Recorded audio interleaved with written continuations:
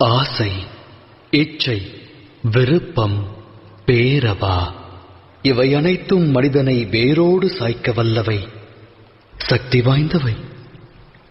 மனித வாழ்வில் அடங்கியது யாதென எவரேனும் வினவினால் அதற்கான தம் விடை யாது?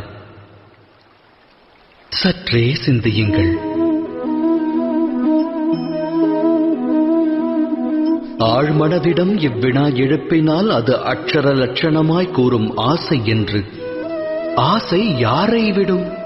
அது அனைவரின் மனதிலும் வேரை விடும், தம்மிலும் ஊற்றெடுக்கும். 8 திக்கையும் வென்றவர் உண்டு, விண்ணையும் மண்ணையும் ஆண்டவர் உண்டு. ஆனால் ஆசை வென்றவர் அண்டத்தில் இல்லை. ஆசையெனும் மோகத்தை தேடுவதன் மூலம் அனைவரும் அலைவர் அல்லும் பகலும்.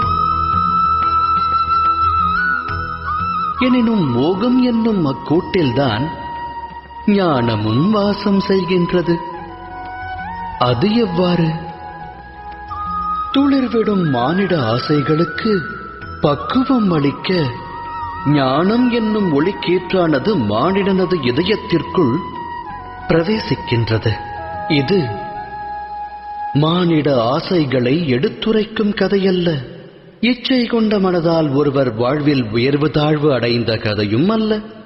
இக்கதையானது இச்சை என்னும் கர்ப்பத்திலிருந்து உதித்தெழுந்த ஞானக் கதை. எனது நாமம் வாசுதேவ கிருஷ்ணன். நான் செல்லவிருக்கும் யாத்திரைக்கு தம்மையும் அழைக்கிறேன். இந்த யாத்திரையில் வாழ்வின் மர்மத்தையும் மனித தர்மத்தையும் அறிவீர்கள்.